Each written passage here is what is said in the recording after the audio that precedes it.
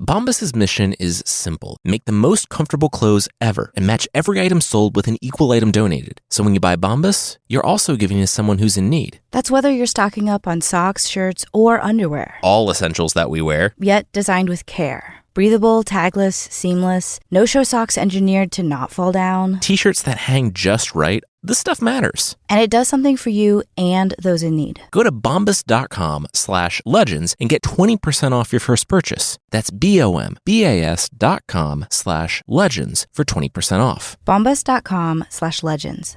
This week on Myths and Legends, it's a Viking saga, where we'll see the dangers of having multiple spouses who hate each other, how you can finally afford a house if you catch a merman, and why it's good to let that stranger spit in your food.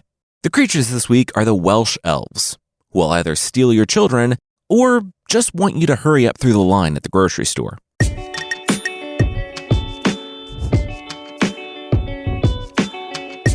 This is Myths and Legends, episode 288, The Pillage People. This is a podcast where we tell stories from mythology and folklore. Some are incredibly popular stories you might think you know, but with surprising origins. Others are stories that might be new to you, but are definitely worth a listen. This week, it's the story of a family from the Viking Age in Iceland, and how you can have a much bigger family if you keep on marrying people. Does it matter that you're already married? It probably should, but it doesn't for today's characters. We're going to jump in with a king who has a surprise for his wife. Another wife.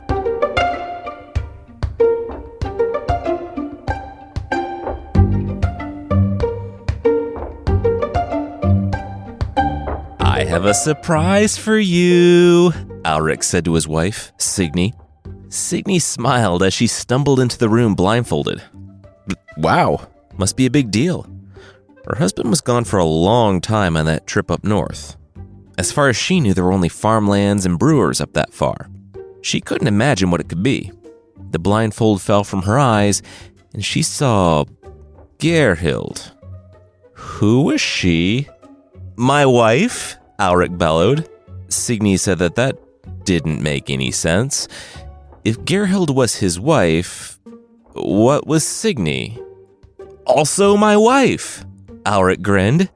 He was glad they were getting to know each other. I don't recognize the name Gerhild. Signy walked forward. Which king is your father? Her father was the king of Voss. Gerhild looked at the floorboards. Alric stepped in between them. Hey now, why was Signy bringing up all this aristocratic nonsense? Gerhild was a lady of the people. She was an ale brewer's daughter. An ale brewer's daughter, Signy repeated. Signy said that she had been a princess. Now she was a queen. She wasn't sharing her marriage with an ale brewer's daughter. She stormed off. Alric held up a finger. Co-queen! You're co-queens now! He smiled at Gerhild when Signy was gone. This was the trio's first fight. This is so us. It might have been their first fight, but it wasn't their last. It's safe to say that Signy and Gerhild had different goals. Gerhild was raised with minimal prospects, a life of labor ahead of her. Signy had been raised as a princess. She knew her worth and wouldn't compromise on this. Gerhild spent the next few months ingratiating herself to her new husband. Signy didn't speak to either of them without vitriol. Alric called the trio together for a marriage meeting. Look, this obviously wasn't working out. Signy agreed with that. Gerhild, though, said that she loved her co-queen. If Signy hated her, that was on Signy. The elder queen rolled her eyes. Alric said that he had a plan in place so that there would only be one queen. Signy was about to ask when Gerhild's ride came to take her home. Or, she could have Gerhild killed. It's not like she had been thinking of that and planning that since she laid eyes on the teenager with whom she had to share her marriage. Alric said that those were ideas, but he had something else in mind. A competition. Whoever could brew the best ale stayed as the one true queen. Signy said, Seriously, ale brewing. she was competing at ale brewing with the ale brewer's daughter. Yeah, now, this was fair. The king grinned. Awesome. He was glad she saw it that way. All right, let's get this set up. The competition started, and the women gathered their ingredients. The situation was like Iron Chef, but solely focused on alcohol, and the winner stayed married to a sleazy king. Before they started, both women said their prayers. Like, literally, they prayed to the Norse deities. Signy, the first queen and former princess, prayed to Freya, the goddess associated with love, fertility, beauty, war, and satyr magic. Longtime listeners will remember her as the goddess who came to live with the Aesir, after her own tribe of gods was defeated in the Aesir-Vanir War. She has her own Valhalla-like place, a flying cloak Thor almost married a giant over, and a carriage pulled by cats. How that thing gets anywhere is beyond me. Anyway, not sure if she was great at ale brewing, but Freya was a powerful woman, and so was Signy. So it seemed like a match. She had been praying to Freya her whole life, and the goddess hadn't let her down, the last few weeks notwithstanding. So maybe Freya would see her through this. Gerhild prayed to Hood. You might be thinking, I've heard myths and legends. I have a passing, if not slightly anachronistic familiarity with Norse myth. I got the goat joke in the most recent Thor movie and was a little bummed out that he didn't eat them and have them regenerate, but also understand that that would have been really confusing and taken away from the plot. I've never heard of Hood. Well, neither had anyone else in the hall. Hey, what's up? Hood, the stranger who was standing by Gerhild's ale stuff, winked. Well, winked or blinked. Hard to tell. He only had one eye. Long story short, Alric's buddy, Cole, was a retainer who, getting wind about a beautiful daughter to the north, had made the definitely not creepy decision of going to take a look at her so he could set her up with his already married king. After Cole left Gerhild's home, a stranger had appeared to the young woman. She wanted to be queen, didn't she? Gerhild said, of course, Odin, Mr. Hood. Mr. Hood, the one-eyed wanderer, said good. He pointed to the road, just outside of town, and told her a date. On that date, she was to stand out there and meet her new husband. But after that, she had to call on Hood in all things. She agreed. Absolutely. Definitely. Quick clarification. Did Mr. Hood want her to call on him as Mr. Hood, or... Hood said, yes. What other name did he have? Gerhild shook her head. No idea. Hood it was. No worries. And indeed, Hood it was. Everyone was surprised by the one-eyed stranger who had appeared in the hall, and, while at first it might seem weird to be praying to a guy who just wandered in the hall wearing a ragged cloak, it quickly became apparent to Signy and Alric who this actually was, which was why they were cool with him clearing his sinuses, getting a big mouthful, and spitting in Gerhild's ale concoction. When that was done, he said he would be back for what was between the tub and her. She didn't quite understand what he was talking about, but she did win the competition. Gerhild's ale was amazing. I mean, she probably didn't even need Odin's spit. She was raised by brewers, but all the same, that godly loogie put her over the top. Signy went home in fury to her father, and Alric was happy that there would be no consequences for spurning his powerful first wife, or his second making a deal with Odin. Cole, the guy who set up Alric and Gerhild, had a shiny new district that he ruled, given to him for said matchmaking. But always the bridesmaid or sleazy bride procurer, and never the bride, Cole decided that it was his time. He wanted to marry someone. He didn't know who, but it turned out that the someone he did eventually want to marry did not want to marry him. She wanted to marry Gunvald. Who's Gunvald? Gerhild asked the messenger as she was nursing Vikar, she and Alric's son. Alric said Gunvald was the foster father of Josur, and Josur's a king. A lot of names this week. Well, they're in a blood feud, the messenger said. Alric rolled his eyes. Over this woman? Fine. He'll go talk to Josur, king to king. They'll hash this out. King Alric said he would leave immediately.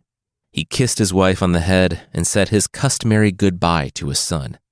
Vicar, I know you're a baby, but I'm leaving to go meet with some other Viking guys. If I don't come back, I want you to fixate on my death for the entirety of your life. Let it consume and define you until you find the right moment to murder my betrayers, leaving yourself a husk of a person, unsure about your purpose in life aside from bloodshed, unable to love or be loved by anyone. All right, I'm out.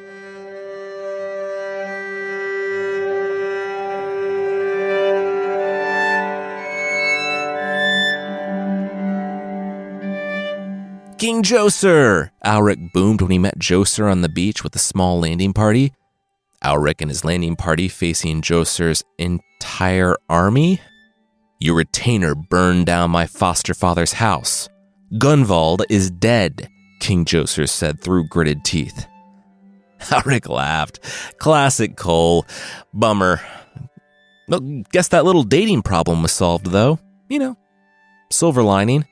Joser said Alric would pay for Gunvald. Alric shrugged. Sure. What was the Weregild? The man price for the murder that they just could pay and get it out of the way. He was a king. He had a lot of cash on hand. Then the king looked down to the spear sticking out of his chest. That shouldn't be there. The last thing Alric's eyes saw were the Vikings walking over them to go slaughter his men.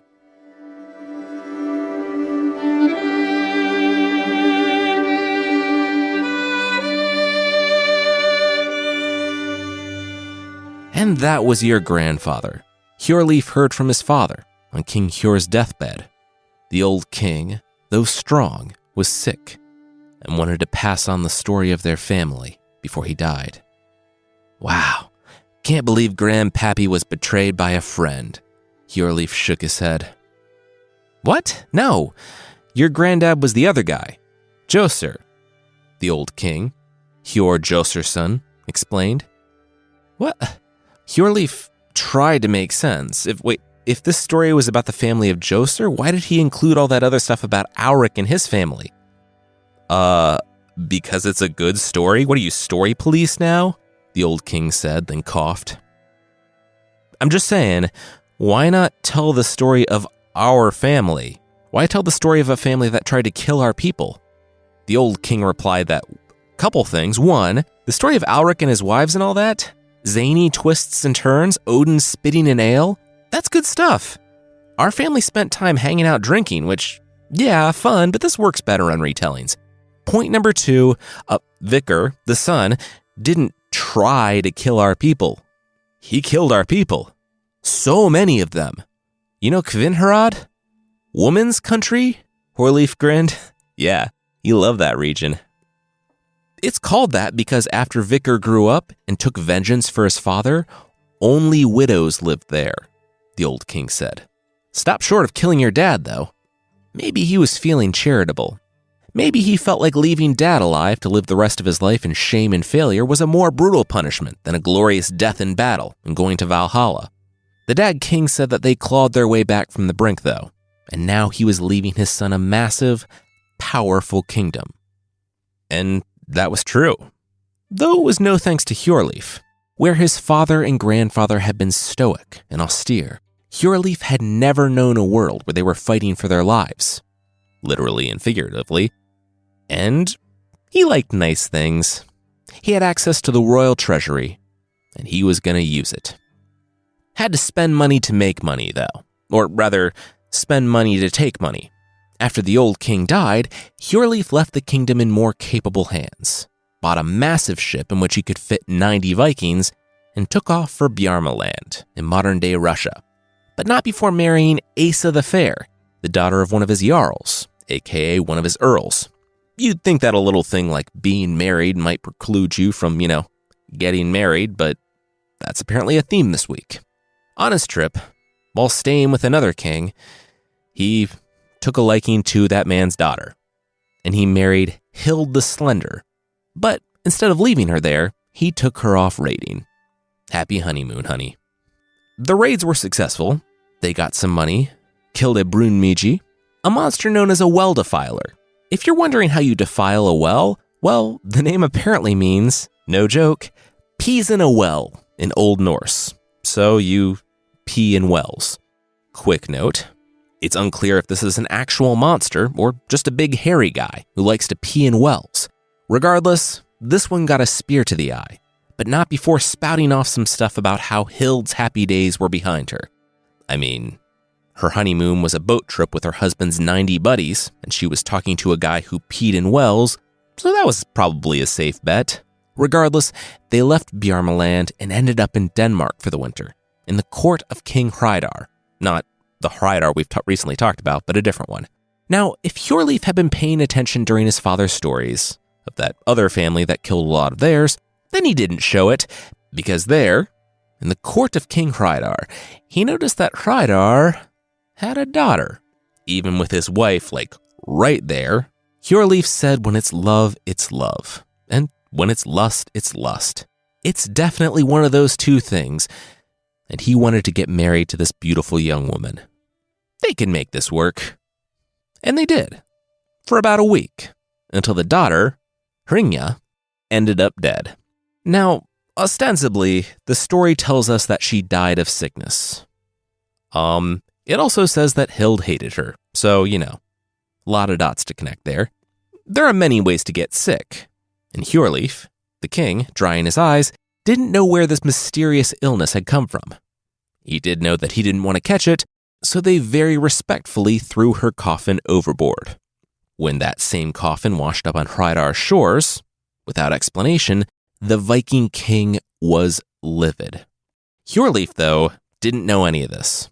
He went home after the death of one wife to introduce the other to his first.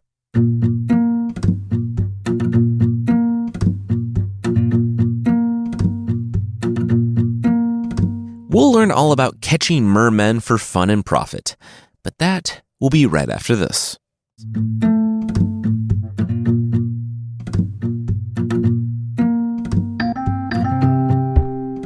You caught a merman, Hjorleif said to the fisherman and his son.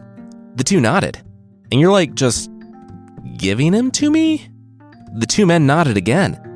Okay, well, thanks. Want anything in return? Hjorleif asked.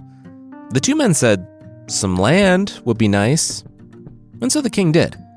So, if you've been paying attention this week, there's some life lessons.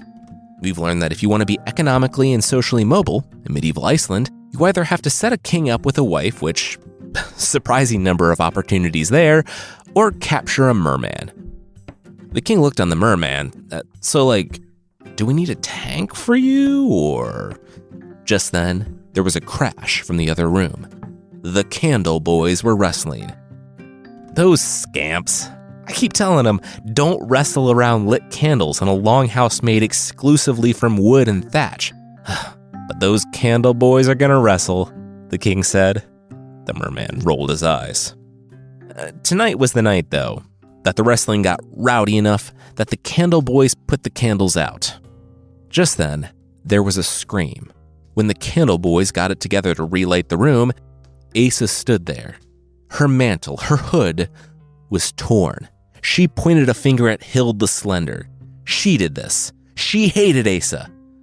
Now, since Hjorleif is collecting wives like our son collects Pokemon cards, you can't really be surprised that Hjorleif probably doesn't respect women too much.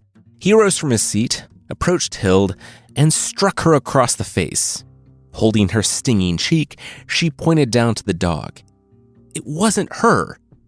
She didn't tear Asa's hood. It was the dog, Floki. So, for good measure, Hjorleif smacked the dog across the face, too. With that, the merman laughed.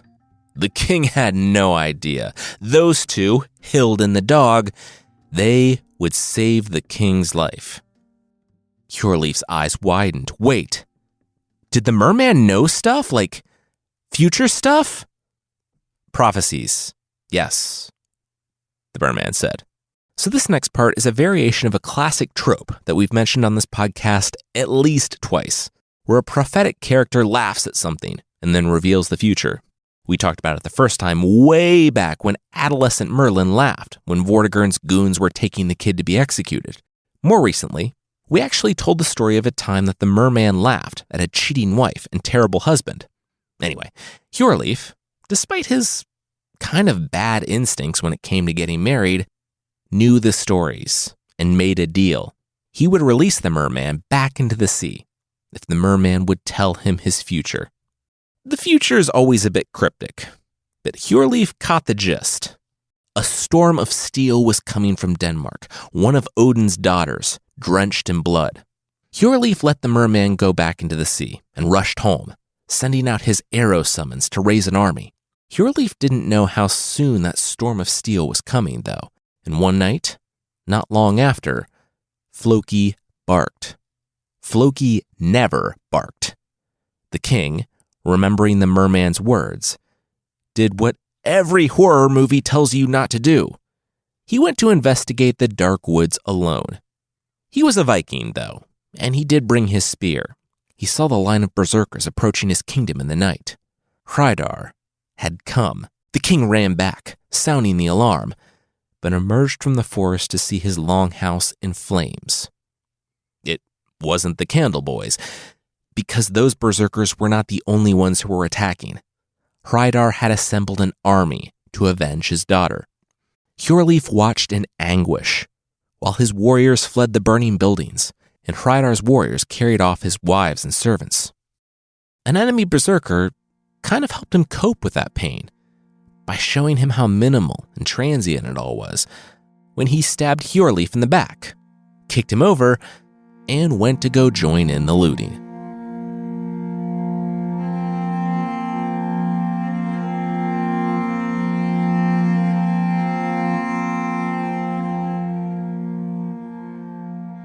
King Hjorleif opened his eyes.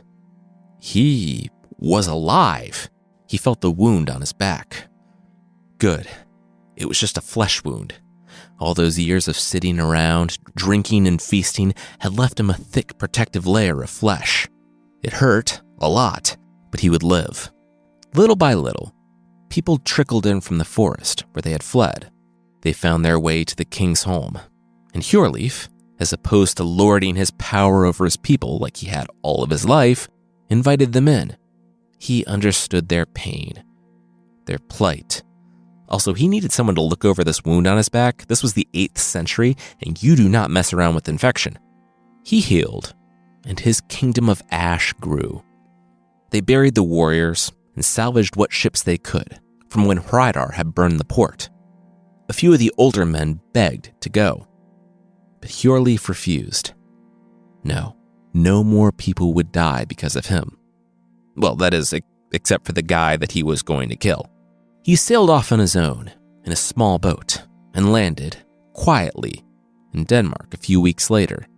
He had avoided his normal stops, the courts of other kings, inns, anyone who knew him, anyone who could warn Hreidar that he was coming. He spent almost a week in the grass and the reeds, silently stalking behind the trees, witnessing the comings and goings of Hreidar's retainers and friends, the women. He saw Asa and Hild. They had been taken. They were like serving women in the house. Hjorleif knew when everything took place. He knew about the feasts and the parties. He threw rags over himself and sat alongside other travelers in the street to hear gossip. There was a problem, though. He needed an insider at the Longhouse. He was his only shot at vengeance and rescuing his friends and wives. He couldn't rush in there and get himself stabbed. He had to be smart. Then, one night after dark, he saw her.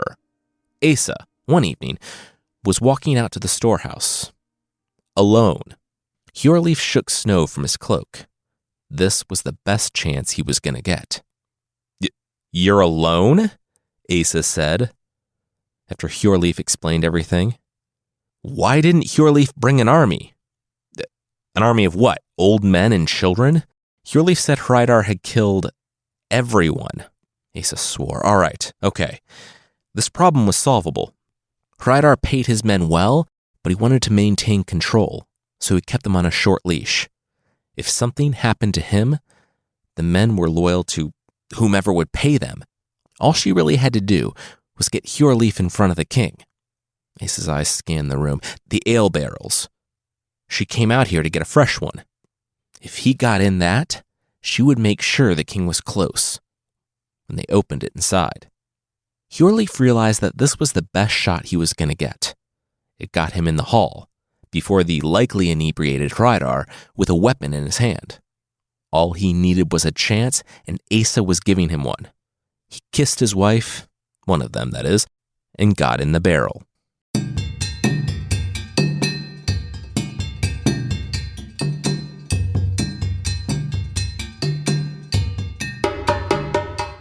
We'll finish up this story, but that will, once again, be right after this.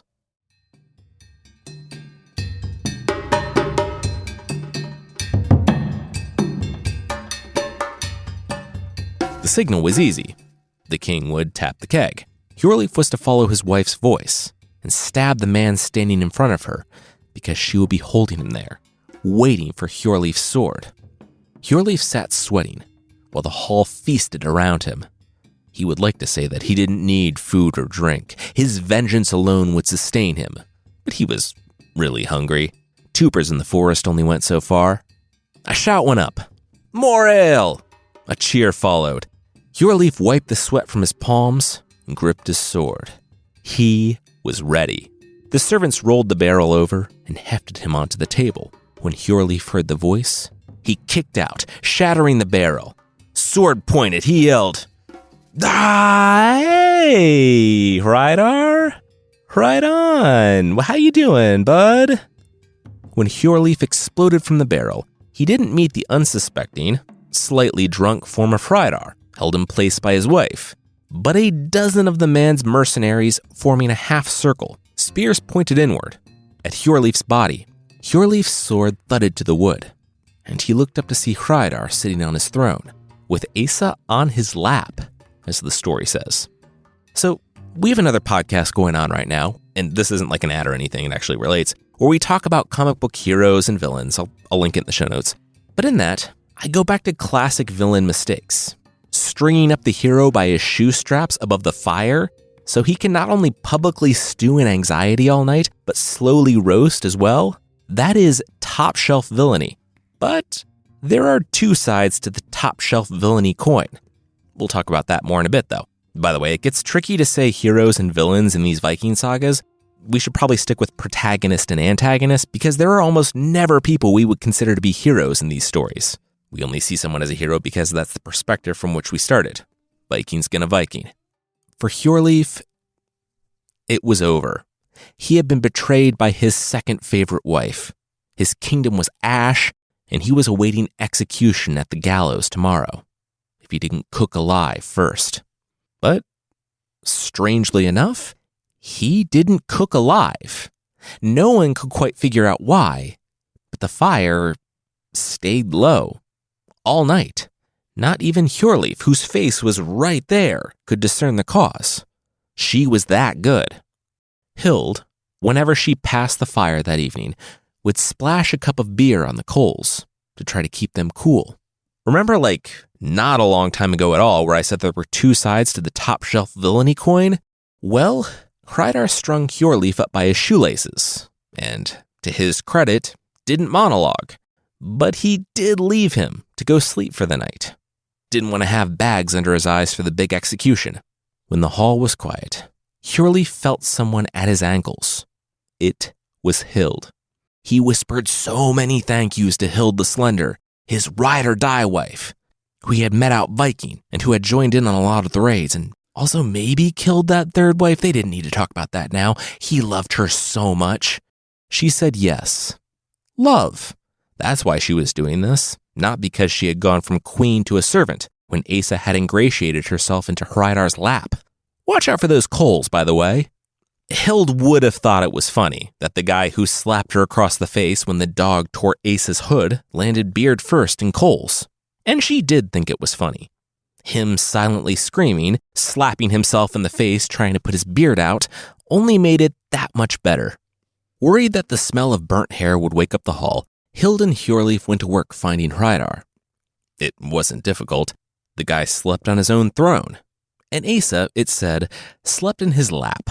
I'm not really sure if that means anything other than Asa literally sleeping in the king's lap, but that sounds really uncomfortable for all parties. It was even less comfortable, though, when Hjorleif walked up to the king and stabbed him in his sleep.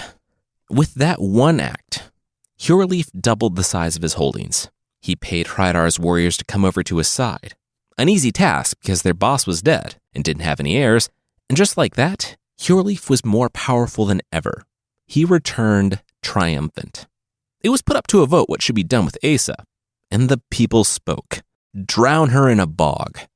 Not sure if that was on the ballot or if people put their heads together and came up with that. And I'm also not sure why it's worse to be drowned in a bog than to just be regular drowned. I guess the bog is dirtier, but you probably only care for 2-3 minutes tops. Whatever the reason for the punishment of treason, Hjorleif wasn't having it. He and Asa had been in love once, before he married 2 additional women. He understood why she turned on him, so he didn't drown her in a bog, but exiled her to the mountains. Hjorleif, with Hild under his arm, said that he was finished. From now on, he was a one-wife king. No more getting married to literally any woman who returned his affections or whose dad put him up for the night. He was now proudly monogamous. It only took kind of a lot of murder and the near desolation of his kingdom. And he meant it, too. He didn't get married again, which shouldn't be a big deal, but kind of was. He and Hild the Slender had 2 children, and because Norse legends hate podcasts, the first son of Hjorleif was Hjorolf. The second son was Half. It's spelled like half in English, but I feel like it should be pronounced Half, because Alf, like an Alfheim, is pronounced the way it is. I know we have Icelandic listeners, so if I'm off the mark, please let me know. Anyway, Hjorleif, the king dad, was ascendant. He showed what happened when anyone messed with him or threatened his people, and no one dared to. He could look forward to a long, peaceful reign. Or he could be dead within 2 years, which he was. You see, no one would mess with Hjorleif, but that didn't mean Hjorleif could help himself from messing with everyone. The story only tells us that he died doing what he loved, killing a bunch of people and taking their stuff. After today's story, you might not think it's easy to find a love that says, I cherish you so much that I won't marry any other people while I'm married to you. It's actually very easy, though. Hild the Slender, Hjorleif's widow, did it on the 2nd try, and she didn't even need to keep Asmund from roasting alive. Relationship goals. Half and his brother, Hjorolf, went with her to her new husband, King Asmund's kingdom.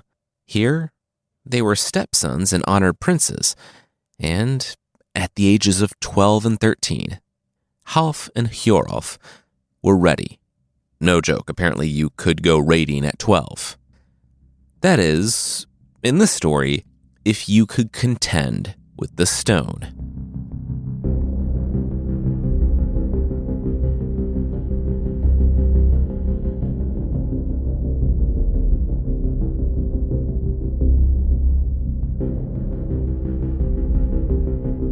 We'll wrap up this story next week when Half does get to go raiding and recruits 12 legendary warriors.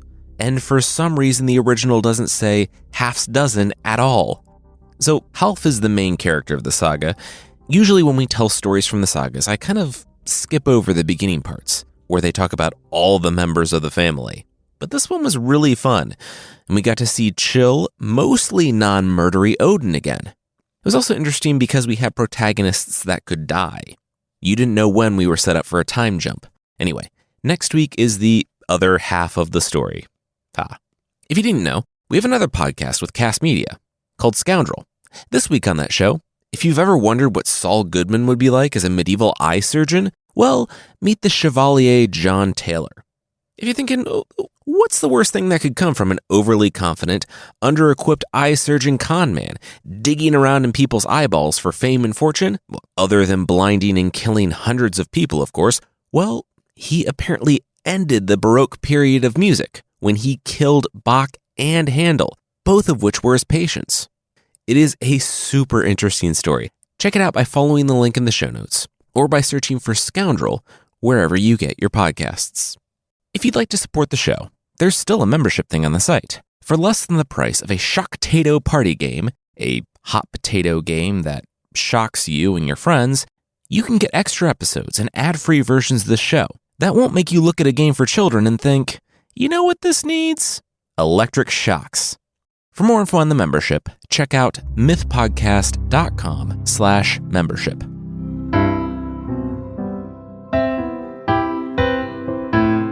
The creatures this week are the Ellyllon from Welsh folklore.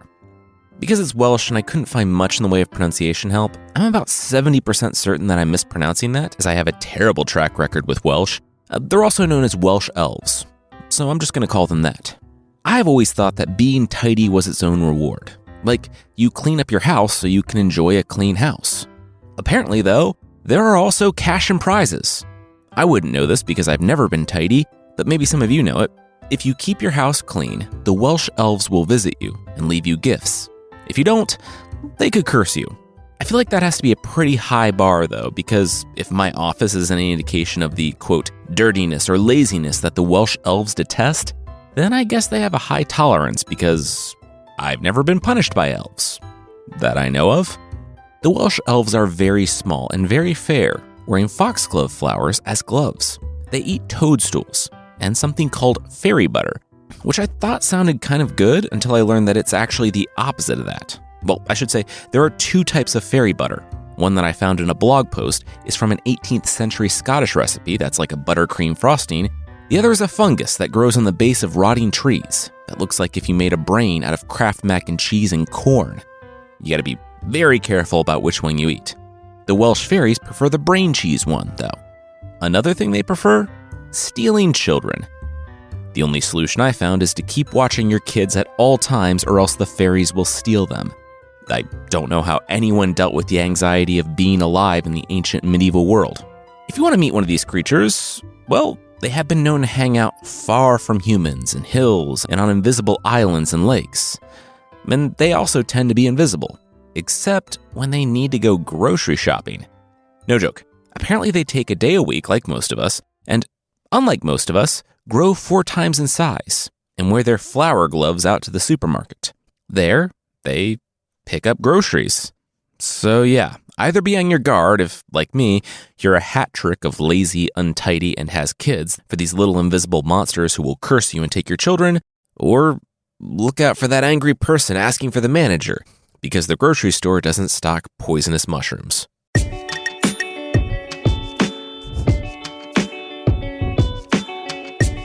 That's it for this week. Myths and Legends is by Jason and Carissa Weiser. The theme song is by Broke for Free, and the Creature of the Week music is by Steve Combs. There are links to more of the music we used in the show notes. Myths and Legends is a registered trademark of Bardic Enterprises, LLC. Thank you so much for listening, and we'll see you next time.